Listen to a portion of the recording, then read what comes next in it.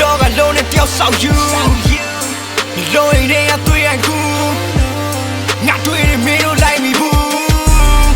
ဝေဒနာကြတဲ့ကိုယ်ကင်ဖြူချလိုက်လေးတွေ့မှကြောက်ကောက်တဲ့သွေးဟုံလုံးနဲ့ညံနေချိန်မှာမြင်ရတစ်ပြုတ်ကြ